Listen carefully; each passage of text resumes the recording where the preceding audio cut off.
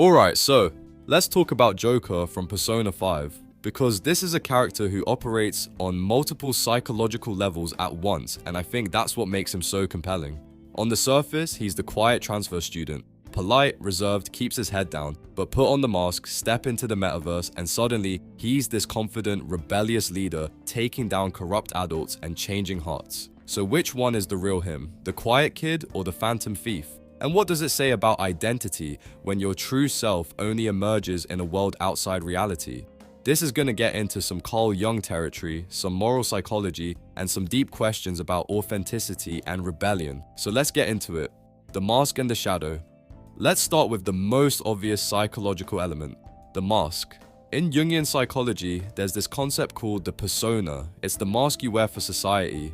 The version of yourself you present to the world to fit in, to be acceptable, to survive socially. And then there's the shadow. That's all the parts of yourself you suppress or hide, the anger, the rebellion, the desires that don't fit your social persona. Joker lives this duality literally. His public self is this polite, quiet student who follows the rules and doesn't make waves. That's his persona in the psychological sense. It's what he has to be to survive in a society that's already labeled him a criminal. But then he puts on the actual mask and becomes Joker in the Metaverse. And that's his shadow coming out.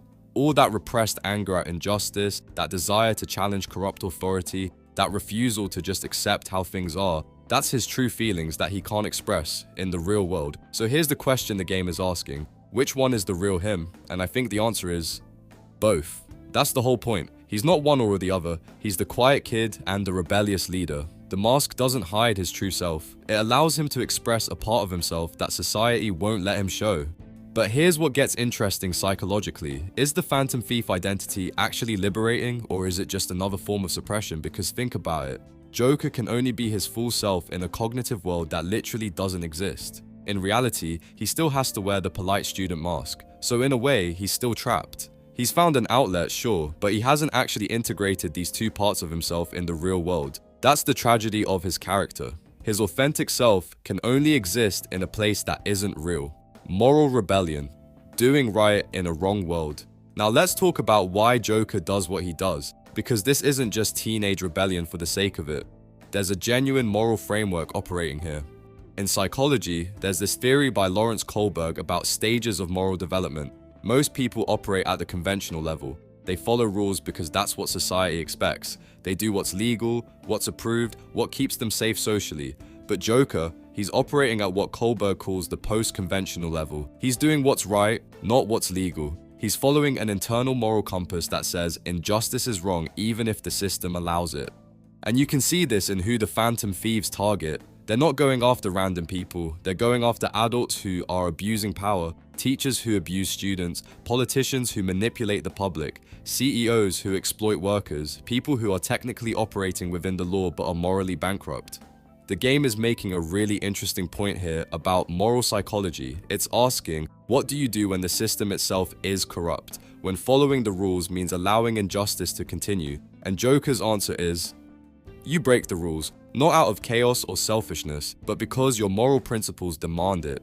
This puts him in direct contrast with the corrupt adults in the game. They're making decisions based on self-interest, on maintaining their power, on what benefits them. They're stuck at lower stages of moral development despite being adults in positions of authority.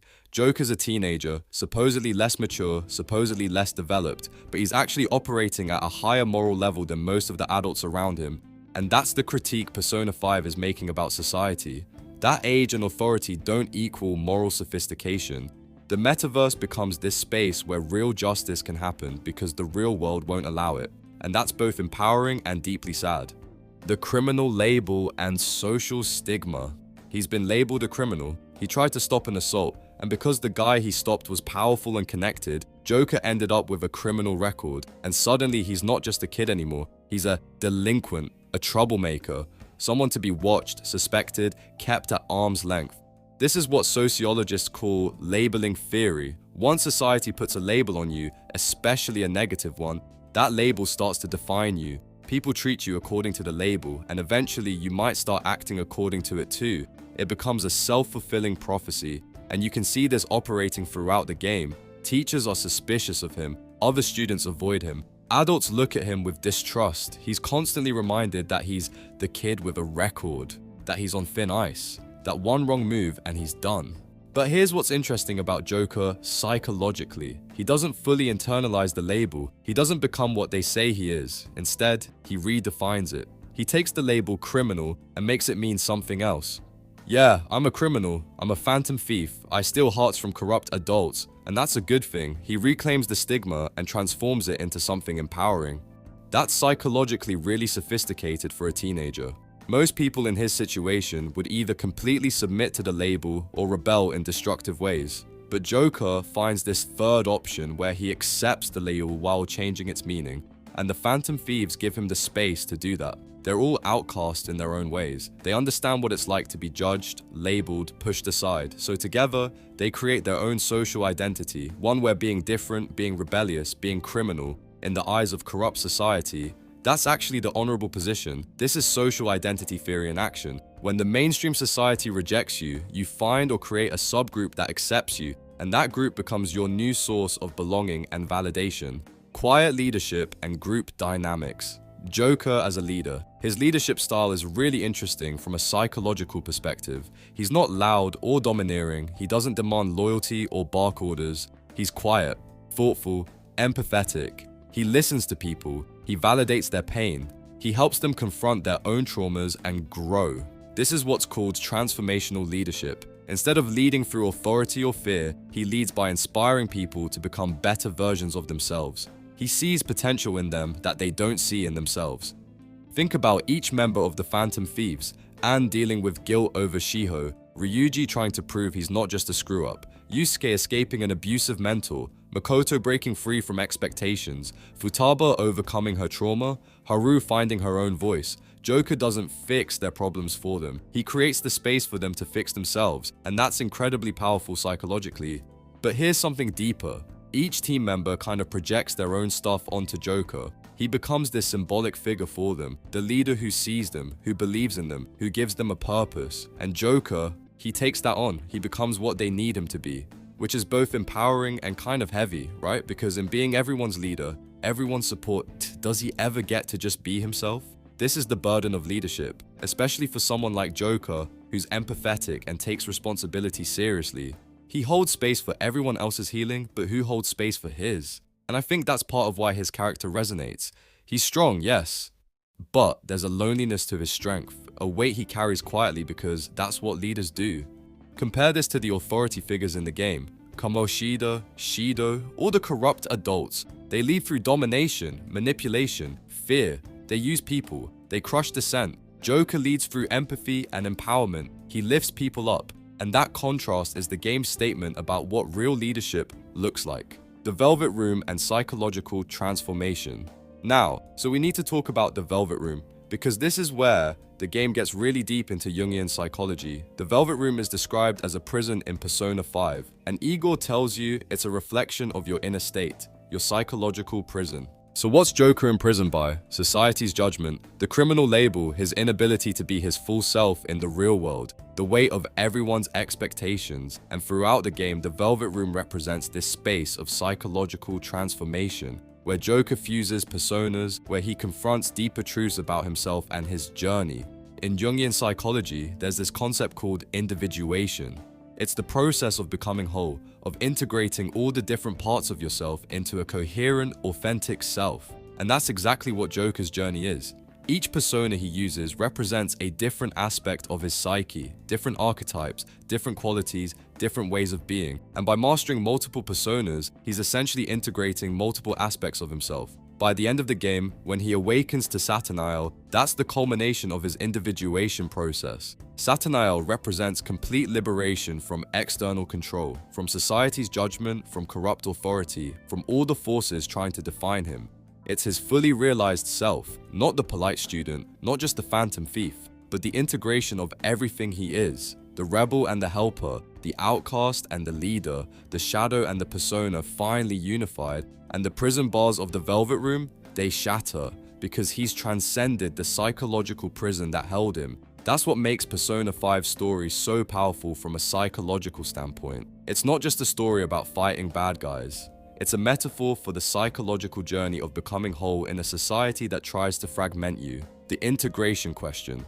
So here's the big question the game leaves us with. By the end, has Joker actually integrated his dual identity? Can he be his full self in the real world, or does he still need the mask?